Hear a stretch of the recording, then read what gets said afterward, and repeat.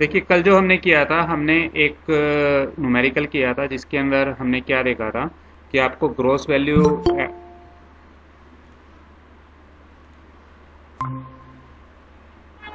जिसमें हमने देखा था कि यदि आपको ग्रोस वैल्यू एडिड जो है बाय फर्म्स वो निकालना है, जीवीए जिसको हम बोलते हैं, जीवीए एमपी, या उस चीज़ को आप जीडीपी एमपी भी बोल सकते हो, वो निकालना है। तो वो कैसे निकालना था, हमने वो चीज़ कल हमने की थी।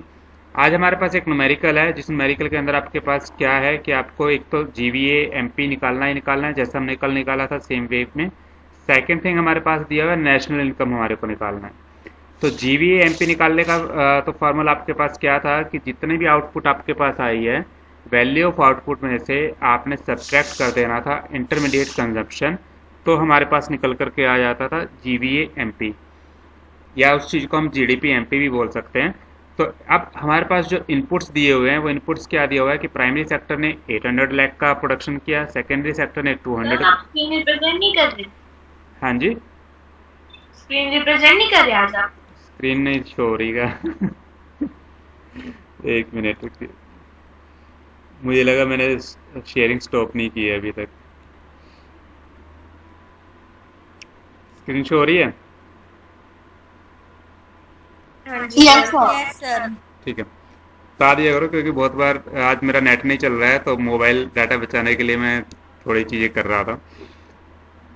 देखिए क्वेश्चन आपके पास क्या है, क्वेश्चन में आपके पास, सर फिर आप क्लास करने दो। नहीं नहीं नहीं, ये एक न्यूमेरिकल तो करेंगे ही करेंगे, उसके बाद देखते हैं। जो हमारे पास कैलकुलेट हमें करना था, वो कैलकुलेट करना था जीवीए एमपी सबसे पहले। सेकंड हमारे पास था नेशनल इनकम, हमारे को कैलकुलेट करना था। तो जो हमारे को चीज़ें दी हुई हैं, एक तो आपके पास वैल्यू ऑफ आउटपुट दिया हुआ है, डायरेक्टली हमें वैल्यू ऑफ आउटपुट दिया हुआ है। उसके अंदर तीन सेक्टर्स हमारे पास थे, प्राइमरी सेक्टर, सेकेंडरी सेक्टर और टर्शियरी सेक्टर। तीनों सेक्टर्स की वैल्यू आपके पास अलग अलग दी हुई है।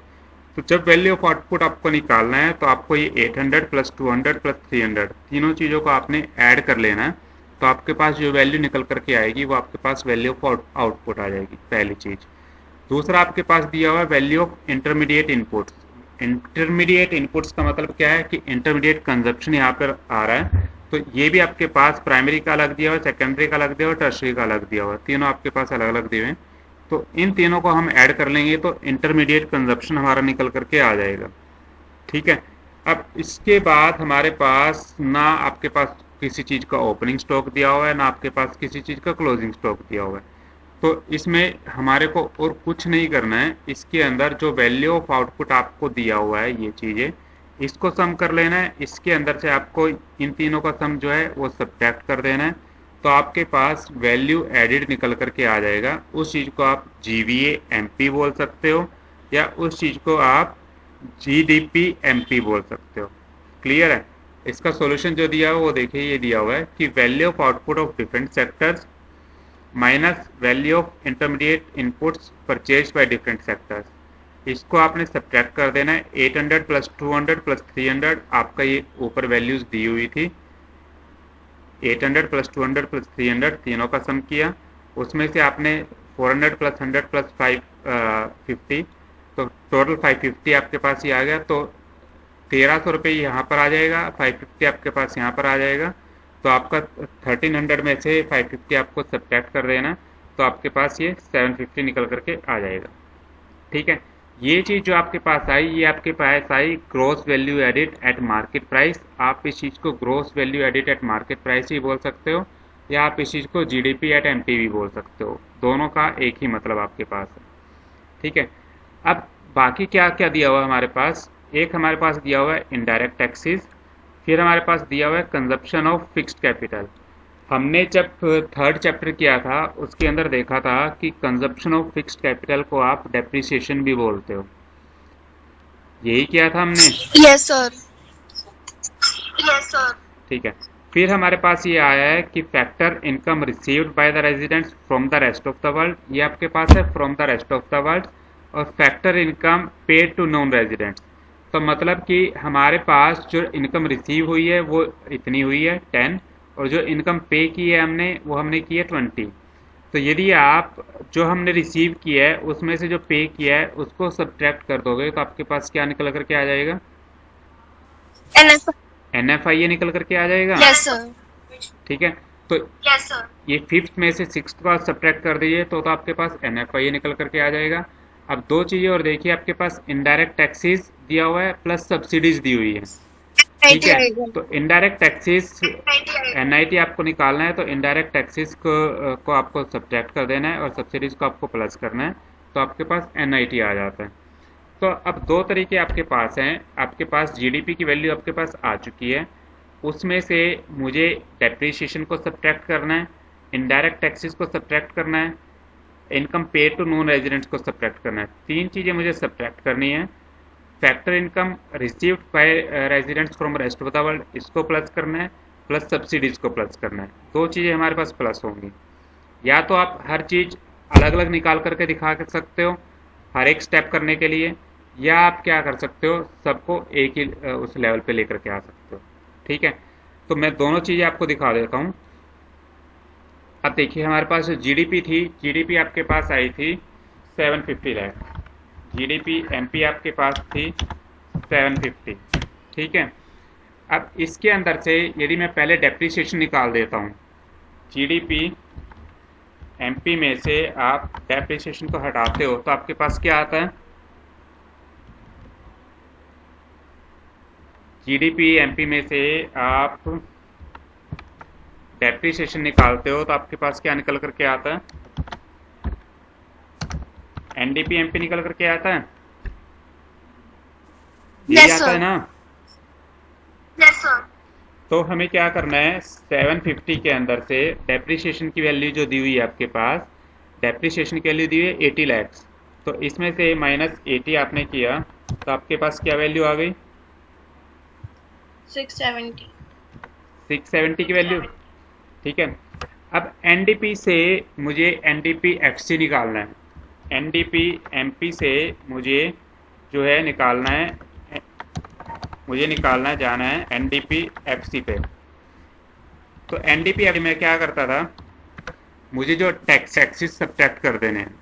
ठीक है, तो मेरे पास NDP MP आपका निकला हुआ है, MP आपके पास से इनडायरेक्ट टैक्सेस आपको हैं, प्लस आपको जो सब्सिडीज हैं वो सब्सिडीज ऐड ऑन कर देनी है। NDP MP की वैल्यू आपके पास 670 है, इसमें से इनडायरेक्ट टैक्सेस आपके पास 50 है, प्लस आपके पास जो सब्सिडीज हैं 20। तो आपके पास रिजल्ट क्या आ गया, 690 में से आपने 50 को सब्ट्रैक्ट किया तो आपके पास 640 आ गया। ये आपके पास निकल करके आ गया NDP MP। अब आपके पास क्या बच गया है, इसको आपने NNP FC बताना है। ये आपके पास निकल करके आ गया NNP FC, ये आपके पास NDP FC निकल करके आ गया। तो NDP FC आपके पास क्या निकल करके आ गया, ये आपके पास आ गया 640। ठीक है, अब इस चीज़ को आपने क्या बनाना है, NNP बनाना है। NNP FC बनाने के लिए आपको क्या करना है, इसके अंदर 640 के अंदर में से आपको ऐड तो जो कर देना है वो ऐड कर देना है जो इनकम आपके पास आई है अब्रॉड से। इनकम अब्रॉड से जो आई है वो आपके पास आई है 10, सब्ट्रैक्ट कर देना है 20 को जो आपने पे किया है। तो 650 में से आपके पास 20 सब्ट्रैक्ट हो जाएंगे तो 630 आपके पास NNP FC निकल करके आ जाना चाहिए। तो ये आपके पास देखिए, इसने यहाँ पर क्या किया बुक के अंदर कि GDP MP जो निकला था 750, इसके अंदर से consumption of fixed capital depreciation को सब्ट्रैक्ट कर दिया, इनडायरेक्ट टैक्सेस को सब्ट्रैक्ट कर दिया, फिर सब्सिडीज को प्लस कर दिया, रिसीव्ड जो इनकम थी उसको प्लस कर दिया, और जो फैक्टर इनकम रेजिडेंट्स को पे की थी उसको सब्ट्रैक्ट कर दिया। इसने सारी की सारी चीज़ें एक ही स्टेप के अंदर कर दी हैं। हमने हर एक चीज़ जो है अलग अलग निकाल करके दिखा दिया ताकि मेरे को जो फार्मूलेज हैं वो फार्मूलेज याद हो जाएं। उस चीज़ को करने के लिए मैंने आपको हर चीज़ जो है अलग अलग करके दिखा दी है कि पहले जो GDP MP था उसमें से डेप्रिसिएशन सब्ट्रैक्ट करूँगा तो मेरे पास NDP MP आ जाएगा, एनडीपी एमपी में से इनडायरेक्ट टैक्सेस को सब्ट्रैक्ट करूंगा, सब्सिडीज को प्लस करूंगा, टोटल आपके पास ये, इस चीज़ को आप एनआईटी बोल देते हो। तो एनआईटी को सब्ट्रैक्ट करूंगा तो मेरे पास निकल करके आ जाएगा एनडीपी एफसी। ये मेरे पास एनडीपी एफसी निकल करके आ गया था। एनडीपी एफसी में से मेरे को नेशनल एनएनपी एफसी पे जाना है, तो मेरे को क्या कर देना है, ये जो आपके पास निकल करके आया, ये एनएफआईए आपके पास था, ये एनएफआईए को आपको ऐड कर देना, तो आपके पास एनएनपीएफसी या जिसको हम नेशनल इनकम बोल देते हैं वो निकल करके आ जाता है। ठीक है, तो ये मेथड आपके पास है वैल्यू एडिड मेथड, जिसके अंदर हमारे को जितनी वैल्यू दी हुई होंगी प्राइमरी, सेकेंडरी और टर्शरी सेक्टर की, उन सबको ऐड कर देना है और उसके अंदर से जो इंटरमीडिएट कंजप्शन है उसको सब्ट्रैक्ट कर देना है। तो आपके पास निकल करके आ जाएगा जीडीपी एमपी या जीवीए एमपी। उसमें से डेप्रिसिएशन आप सब्ट्रैक्ट कर दोगे, आपके पास जो निकल करके आ जाएगा वो एनडीपी एमपी निकल करके आ जाएगा। उसमें से एनआईटी सब्ट्रैक्ट कर दोगे तो आपके पास निकल करके आ जाएगा एनडीपी एफसी। एनडीपी एफसी के अंदर आप एनएफआईए को जोड़ दोगे तो आपके पास एनएनपी एफसी निकल करके आ जाएगा, जिसको हम नेशनल इनकम बोलते हैं। तो ये तरीका आपके पास है जिसके थ्रू आप नेशनल इनकम जो है उसको कैलकुलेट कर सकते हो। डेप्रिसिएशन क्लियर है ये न्यूमेरिकल? मतलब क्यों लेस किया सर जीडीपी एमपी से हमने डेप्रिसिएशन? मतलब क्यों लेस किया सर जीडीपी एमपी से हमने डेप्रिसिएशन? क्योंकि आपको एट लास्ट जो निकालना है वो एनएनपी एफसी निकालना है। जो हमारी नेशनल इनकम होती है वो आपके पास net national product at factor cost होती है। एमपी से आपको कभी भी फैक्टर कॉस्ट के ऊपर जाना है तो आपको डेप्रिसिएशन जो नहीं, ग्रोथ से यदि आपको नेट के ऊपर जाना है, ये हमारे पास पहले जीडीपी निकल करके आया था, इससे मुझे नेट के ऊपर जाना था, तो मेरे को डेप्रिसिएशन जो होता है वो सब्ट्रैक्ट करना होता है। Okay sir. कभी भी आपको ग्रोथ से नेट के ऊपर जाना होगा तो आपको डेप्रिसिएशन जो है वो सब्ट्रैक्ट करना पड़ेगा। ठीक है, अब ये तो आपके पास सीधा सा एक न्यूमेरिकल था। अब हमारे पास कुछ कंडीशंस आती हैं, वो हमने इनडायरेक्ट टैक्स वो कंडीशंस में आप लोगों को को सब्ट्रैक्ट किए थे और सब्सिडीज ऐड की थी, वो क्यों किए? वो हमने इनडायरेक्ट टैक्स और सब्ट्रैक्ट किए थे और सब्सिडीज ऐड की थी, वो हाँ जी, एनआईटी निकालने के लिए। ये देखिए मैं आपको यहाँ पर भी दिखा देता हूँ। आपको यदि एनआईटी नेट इनडायरेक्ट टैक्स निकालना होता है तो नेट इनडायरेक्ट टैक्स आपको निकालने के लिए आपको जो इनडायरेक्ट टैक्सेस होते हैं वो सब्ट्रैक्ट करने होते हैं और सब्सिडीज जो होती हैं वो सब्सिडीज आपको ऐड करनी होती हैं। रीज़न क्या होता है? रीज़न बताता हूँ कि जब आपको एक डोमेस्टिक इनकम निकालनी है, डोमेस्टिक इनकम निकालने के लिए आपके पास जो नेट प्रोडक्ट आया है, नेट डोमेस्टिक प्रोडक्ट आया है, उसके अंदर से जो आपने टैक्सेस पे कर दिए हैं वो टैक्सेस तो आप सब्ट्रैक्ट कर देते हो। यदि आपको डोमेस्टिक इनकम निकालनी है तो आपने जो टैक्सेस पे कर दिए वो टैक्सेस तो आपको निकालने पड़ेंगे, प्लस जो सब्सिडीज आपको मिली हैं वो सब्सिडीज आप ऐड करोगे तभी तो आपके पास डोमेस्टिक इनकम निकल करके आती है, जो थर्ड चैप्टर के अंदर हमने किया था। ठीक है, यदि आपको डोमेस्टिक इनकम निकालनी है तो उसके अंदर से टैक्सेस जो हमने पे कर दिए हैं उसको सब्ट्रैक्ट करना है और जो हमने सब्सिडीज़ मिली हैं उनको ऐड कर देना है। सब्सिडीज़ हमारी इनकम हो जाएगी और टैक्सेस हमारा खर्चा हो जाता है, एक्सपेंडिचर हो जाता है। तो जितना एक्सपेंडिचर हमने किया हुआ है वो एक्सपेंडिचर हम निकाल देते हैं और जो हमारे को इनकम आ रही है वो इनकम हम ऐड कर लेते हैं, तभी तो हमारी टोटल इनकम निकल करके आ पाती है। Yes sir. तो इसलिए हम एनआईटी जब भी निकालते हैं तो सब्सिडीज आप सब्ट्रैक्ट कर देते हो और जो आपके टैक्सेस हैं उनको ऐड कर ले, जो सब्सिडीज हैं उनको ऐड कर लेते हो। ठीक है, अब देखिए इसके अंदर हमारे पास एक चीज़ आती है, वो चीज़ मैं आपको दिखा देता हूँ। ये तो हम कर चुके हैं।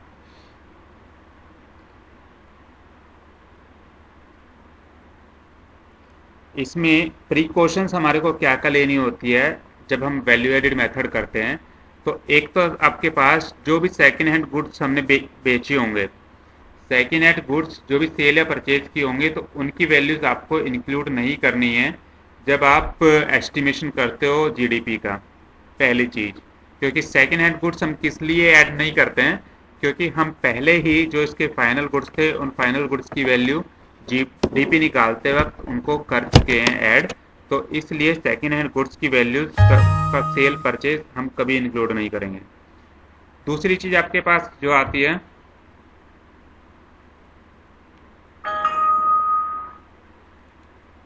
दूसरी चीज जो हमारे पास आती है कमीशन अर्न। यदि मैंने सेकेंड हैंड गुड्स को सेल परचेज किया है तो उसके अंदर मैंने अपनी कुछ सर्विसेज दी हैं, तो सर्विसेज देने के बदले जो पैसा या जो कमीशन मेरे को मिलता है वो कमीशन आप इंक्लूड करोगे वैल्यू एडिशन मेथड के अंदर।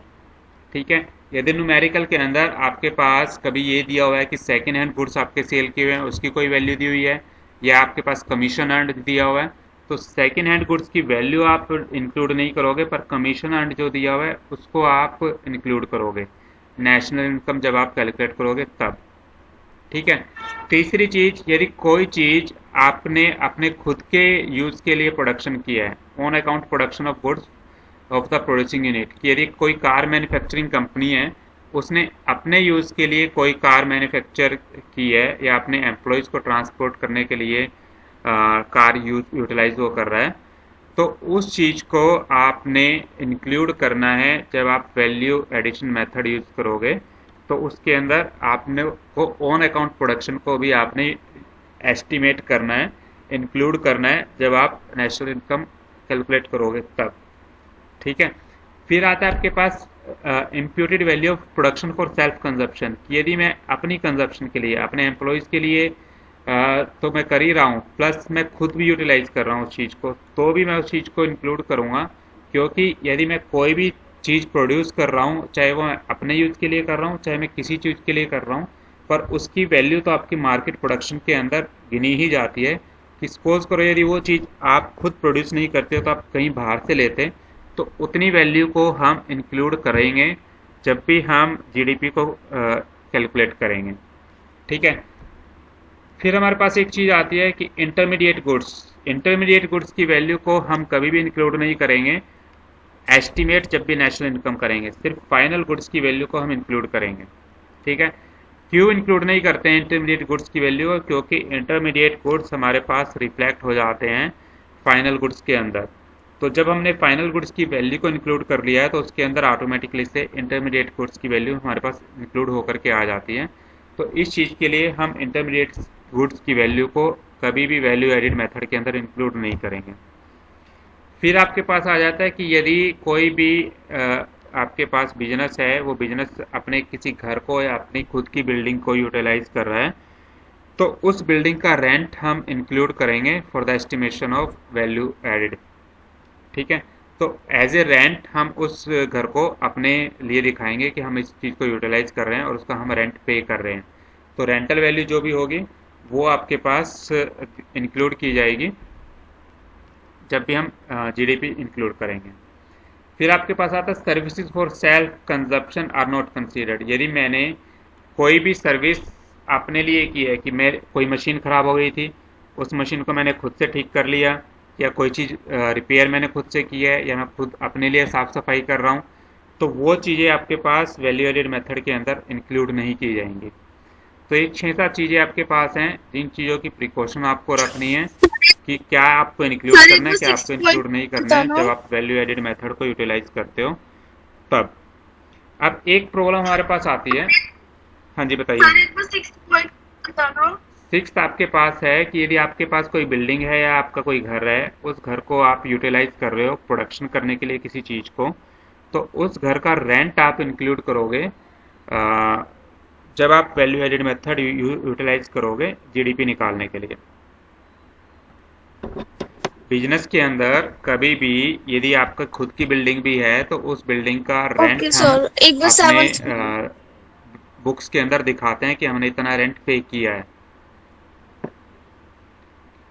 ओके सर, एक बार सेवंथ आपके पास है कि यदि कोई सर्विस आप खुद दे रहे हो, खुद कोई, सपोज करो मेरे घर पे पेंट होना था और मैंने खुद ही पेंट कर लिया, मेरा खुद का घर था, मैंने अपना घर खुद ही पेंट कर लिया, तो वो सर्विस मैंने अपने आप को खुद को दी है, था अगर जैसे हम बाहर से मंगाते तो भी हम पैसे देते। मेरा टीवी खराब हो गया था, टीवी मुझे ठीक करना आता है, मैंने अपना टीवी खुद ठीक कर लिया, पॉइंट था, अगर जैसे हम बाहर से मंगाते तो भी हम पैसे देते हैं। पर अगर हम सर्विसेज के केस के अंदर नहीं होगा, क्योंकि सर्विसेज आप खुद सेल्फ कंजप्शन के लिए यूज कर रहे हो। क्योंकि जो सर्विस आप अपने आप को खुद को दे रहे हो उसकी मार्केट वैल्यू आप एस्टिमेट नहीं कर सकते, इसलिए हम वो चीज़ नहीं करते। जैसे अब यदि आपके नो सर। मदर जो है वो घर पे खाना बनाती है, तो आप उसकी कोई वैल्यू निकाल सकते हो कि उसकी वैल्यू क्या होगी? No sir. नहीं निकाल सकते। तो हम एस्टिमेट नहीं कर सकते हैं। सेल्फ कंजप्शन के लिए जो सर्विस हम खुद को देते हैं उसकी ओके वैल्यू को सर। हम एस्टिमेशन कभी भी नहीं निकाल सकते हैं। तो उस तरह की चीज़ें आपकी जीडीपी एस्टिमेशन के लिए इंक्लूड नहीं की जाती हैं। Okay sir. ठीक है। फिर हमारे पास आता है problem of double counting. Problem of double counting क्या होती है कि कोई ऐसी आइटम जो अभी इंटरमीडिएट गुड्स के रूप में है, अभी फाइनल गुड्स नहीं बने हैं, यदि मैं इंटरमीडिएट गुड्स की वैल्यू भी इंक्लूड कर लूँ और फिर फाइनल गुड्स की वैल्यू भी इंक्लूड कर लूँ, तो मेरे पास एक वैल्यू दो बार इंक्लूड हो जाती है, जिससे मेरे पास जो जीडीपी निकल करके आता था वो जीडीपी जो होता है वो गलत निकल करके आता है। तो इसलिए हमारे पास डबल काउंटिंग की प्रॉब्लम जो है वो अराइज हो जाती है यदि आपके पास एक गुड एक से ज़्यादा बार काउंट हो जाता है। हमने जो कल एक एग्जांपल किया था कि फार्मर वीट प्रोड्यूस करता है, वीट आपके पास फ्लोर मिल उसका आटा बनाता है, बेकरी वाला आटा यूज़ करता है, आटा फिर आपके पास सैंडविच बन करके कस्टमर के पास जाता है।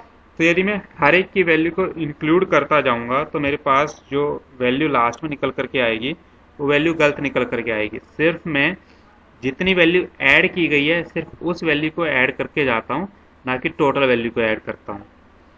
ठीक है। तो हमें डबल काउंटिंग जो होती है वो डबल काउंटिंग इंक्लूड नहीं करनी है। हमें सिर्फ फाइनल गुड्स की वैल्यू या तो इंक्लूड कर लो, या आप हर स्टेज के ऊपर जो वैल्यू ऐड हो रही है सिर्फ उस वैल्यू को ऐड करते जाओ। तो आपके पास जो आपकी जीवीए निकल करके आती है वो उस तरीके से निकल करके आएगी, और आपकी डबल काउंटिंग की जो प्रॉब्लम है वो डबल काउंटिंग की प्रॉब्लम अवॉइड हो जाएगी। या तो आप करोगे सिर्फ फाइनल गुड्स की वैल्यू को काउंट, या आपने हर स्टेज के ऊपर जितना वैल्यू एडिशन किया सिर्फ उस वैल्यू एडिशन को देखोगे, टोटल आउटपुट की वैल्यू को नहीं देखोगे। ठीक है। तो वो चीज़ हमारे पास निकल करके आ जाती है। डबल काउंटिंग की प्रॉब्लम किस तरीके से हमारे को सोल्व करनी है वो चीज़ हमारे पास है। तो ये आपके पास जो फर्स्ट मेथड था वो फर्स्ट मेथड आपका ख़त्म हो जाता है। ये देखिए ये दो चीज़ आपके पास दी गई है, या तो आप फाइनल आउटपुट मेथड को इंक्लूड करोगे या आप वैल्यू एडेड मेथड इंक्लूड करोगे। ये दो मेथड आप इंक्लूड करोगे ताकि आपकी जो डबल काउंटिंग की प्रॉब्लम है वो डबल काउंटिंग की प्रॉब्लम आपकी अवॉइड हो जाए। ठीक है। अब इस वैल्यू एडिड मेथड के हमने न्यूमेरिकल भी कर लिए हैं। डबल काउंटिंग की प्रॉब्लम क्या होती है वो भी देख लिया, उसको कैसे अवॉइड करना है वो भी देख लिया। आपके पास वैल्यू एडिड आपके पास सेल्स के इक्वल होती है यदि सारी की सारी चीज़ें सेल्स हो जाती हैं। यदि आपके पास सब चीज़ें सेल नहीं होती हैं तो वैल्यू एडिड आपके पास sales plus change in stock, ये दो चीज़ें आपके पास होती हैं। तो इस चीज़ को यूज़ करके और वैल्यू एडिड के अंदर आप वैल्यू ऑफ आउटपुट में से इंटरमीडिएट कंजप्शन को निकाल देते हो तो वैल्यू एडिड आपके पास निकल करके आ जाती है। ये तीन चार ही फार्मूलेज हैं जो फार्मूलेज आपको